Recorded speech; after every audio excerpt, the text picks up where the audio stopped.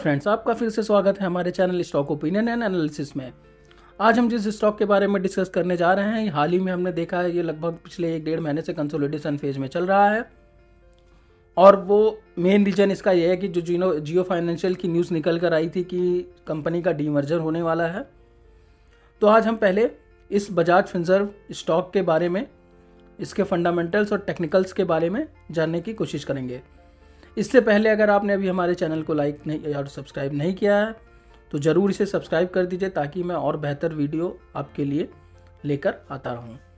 ठीक है, अगर हम बजाज फिनसर्व स्टॉक के बारे में बात करें तो जिस दिन मैं यह वीडियो बना रहा हूं, यह 1360 रुपये पर ट्रेड होते हुए हमें देखने को मिला है। क्योंकि आज हालांकि निफ्टी लगभग 186 पॉइंट डाउन रहा, जिसकी वजह से इस स्टॉक में भी हमें वीकनेस देखने को मिली, जो कि लगभग 1.1% टूट गया। वहीं अगर देखें आज इस स्टॉक का डे हाई का जो रेंज था वो लगभग 1394 आपको देखने को मिलेगा। 1394 रुपये का इसने हाई बनाया था।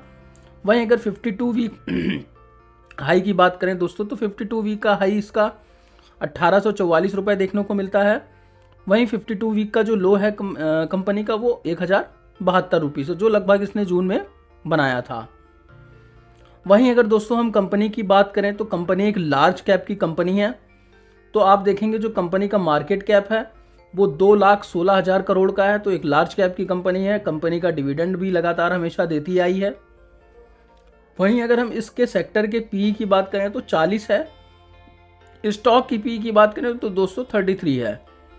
तो अभी यह स्टॉक कहीं ना कहीं आप देख सकते हैं अंडर वैल्यूड कंडीशन में ट्रेड हो रहा है।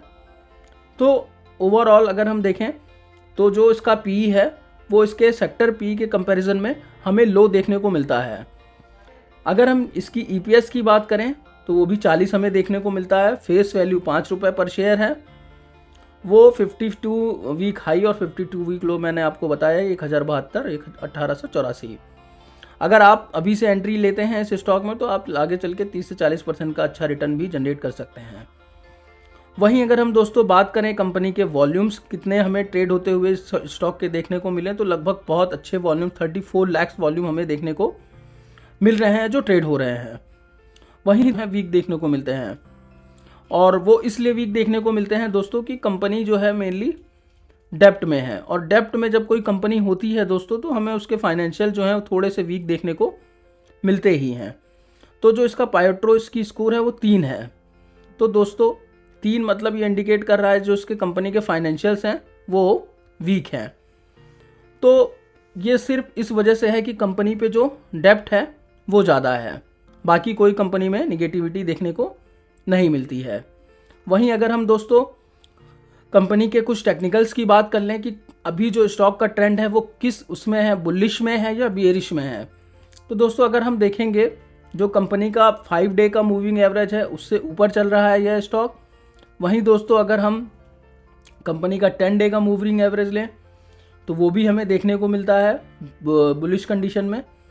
तो ओवरऑल हम देखेंगे जो टेक्निकल इंडिकेटर्स है, अगर हम 100 डे मूविंग एवरेज छोड़ दें, ये 2 मूविंग एवरेज जो लॉन्ग टर्म के लिए बहुत इंपॉर्टेंट होते हैं, तो हम देख सकते हैं कि लॉन्ग टर्म में अभी ये स्टॉक जो है थोड़ा सा हमें एंट्री लेने के लिए थोड़ा सा वीक लग रहा है। अगर यह स्टॉक 1504 रुपये के ऊपर निकलता है तो हमें बहुत अच्छी तेज़ी देखने को मिल सकती है इस स्टॉक में।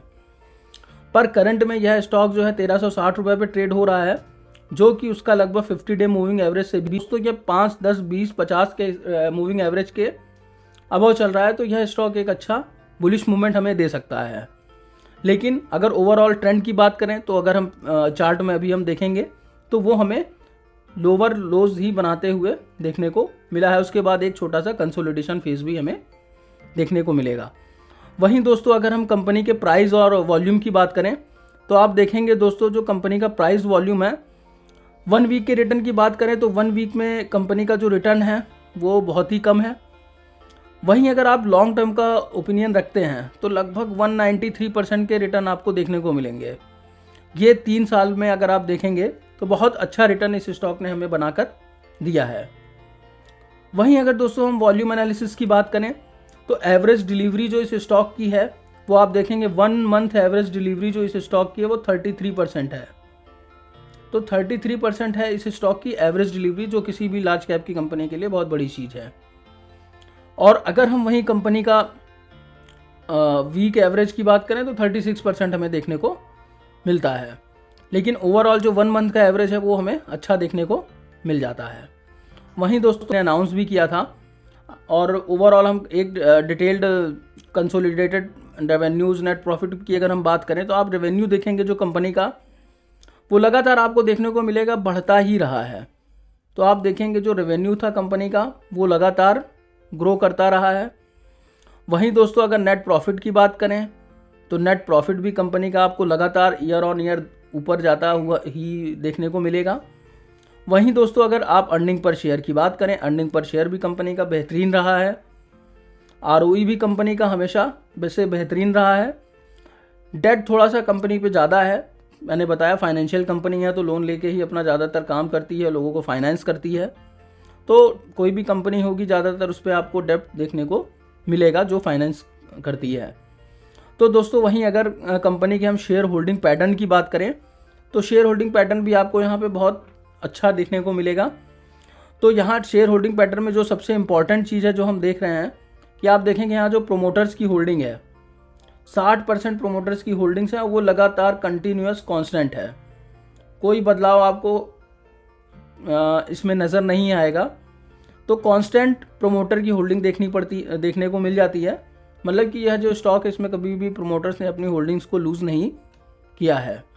वहीं दोस्तों अगर हम बात करें एफआईआई की होल्डिंग्स की तो एफआईआई की भी होल्डिंग्स भी आप देखेंगे दोस्तों तो यहाँ पे आपको एक कांस्टेंट, यहाँ से आप देखेंगे दोस्तों तो आपको एक कांस्टेंट कोई ज़्यादा एग्जिट करता हुआ देखने को नहीं मिला है। हालांकि थोड़ा सा 2022 से मार्च 2023 में जो एफआईआई की होल्डिंग्स है वो थोड़ी सी कम होते हुए देखने को मिली है, थोड़ा सा सेलिंग प्रेशर यहाँ पे एफआईआई की तरफ से देखने को मिलता है। वहीं दोस्तों अगर हम डीआई की होल्डिंग्स की बात करें तो जो डीआई की होल्डिंग्स है वो भी आप देखेंगे लगभग 7.28 7.21 लगभग ओवरऑल हमें एक तरह से कांस्टेंट देखने को मिलती है। यहाँ पे आप देखेंगे थोड़ा सा आपको यहाँ पे 7.2 से 7.4 मतलब इस बार जो म्यूचुअल फंड की होल्डिंग्स हैं वो बढ़ी है। यहाँ पे लगभग 0.2% यहाँ पे हमें देखने को मिलता है कि जो म्यूचुअल फंड है उन्होंने अपना विश्वास दिखाया है और इस स्टॉक को परचेज किया है। तो उन्हें कहीं ना कहीं यह लगता है कि यह स्टॉक जो है आगे चल के उन्हें अच्छा रिटर्न बनाकर दे सकता है। वहीं दोस्तों अगर हम बात करें कंपनी में होल्डिंग्स है वो यहाँ पे आपको 23-24% देखने को मिल जाती है। तो पब्लिक होल्डिंग्स भी ठीक ठाक देखने को मिलती है यहाँ पे। उसके बाद दोस्तों अगर हम कंपनी के टेक्निकल चार्ट की बात करें तो जैसा आप ये देख पा रहे होंगे दोस्तों कि यह जो स्टॉक है यह यहाँ से लगभग एक लोअर लोज में चलता हुआ हमें देखने को मिला है। डाउन ट्रेंड में यह स्टॉक हमें यहाँ पे देखने को मिलता है। उसके बाद देखेंगे इसका एक कंसोलिडेशन फेज है जो अभी चल रहा है ये, तो यहाँ पे आप देखेंगे ये लगभग एक कंसोलिडेशन फेज में चल रहा है। तो दोस्तों यहाँ पे सबसे इम्पॉर्टेंट बात है, इसको जो एक रेजिस्टेंस देखने को मिलता है वो देखने को मिलता है 1435 पे। दोस्तों अगर यह 1435 का लेवल क्रॉस कर लेता है, यह जो लेवल है अगर इसने यह 1435 लेवल का जो रेजिस्टेंस है इसको उसने अगर क्रॉस कर लिया, इसके बाद हमें इस स्टॉक में थोड़ी सी तेज़ी देखने को मिल सकती है, क्योंकि ये 1435 है, ये यहाँ पे इसके लिए एक रेजिस्टेंस की तरह काम कर रहा है। तो यहाँ से इसको इस रेजिस्टेंस को तोड़ना बहुत ज़रूरी है विद वॉल्यूम्स। अगर यहाँ पे हमें अच्छे वॉल्यूम्स देखने को मिले तो हो सकता है यह स्टॉक अगले हफ्ते या आने वाले 2-3 हफ्तों में इस रेजिस्टेंस को तोड़ दे और यहाँ पे आपको एंट्री लेनी है। जैसे मान लीजिए 1435 रुपये का अपना रेजिस्टेंस ब्रेक करता है तो यहाँ से आपको यह स्टॉक एक अच्छे लगभग 1550 रुपये के टारगेट्स को दिखा सकता है, जो कि इसका अगला रेजिस्टेंस है। तो इस तरीके से आपको ट्रेड लेना है। और जो न्यूज़ चल रही थी कि बजाज फिनसर्व और जियो फाइनेंशियल, ऐसा बिल्कुल कुछ भी मुझे अभी देखते हुए नहीं लग रहा है, क्योंकि कंपनी का 2 लाख करोड़ का मार्केट कैप है और एक कंपनी बहुत ज़्यादा स्ट्रॉन्ग कंपनी है फाइनेंस सेक्टर में, तो इसको कम्पीट करना किसी भी दूसरी कंपनी के लिए बहुत डिफ़िकल्ट टास्क है। तो मुझे ऐसा लगता है कि अभी यह स्टॉक टेक्निकली थोड़ा सा वीक है, लेकिन अगर हम ओवरऑल कंपनी की परफॉर्मेंस और रिजल्ट एनालिसिस, क्वार्टरली रिजल्ट्स की बात करें तो कंपनी बहुत स्ट्रांग देखने को मिलती है। आप देखेंगे कभी भी इस कंपनी का जो प्रॉफिट रहा है वो निगेटिव नहीं रहा। अगर हम पिछले 10 साल के ट्रेंड की बात करें तो यह एक बहुत ही स्ट्रांग कंपनी है और फाइनेंस सेक्टर में लीडिंग है। तो मेरे हिसाब से इस स्टॉक में हर डिप पे धीरे धीरे आपको एक्यूमुलेशन करना चाहिए और लॉन्ग टर्म में ये आपको एक अच्छा रिटर्न बनाकर दे सकता है।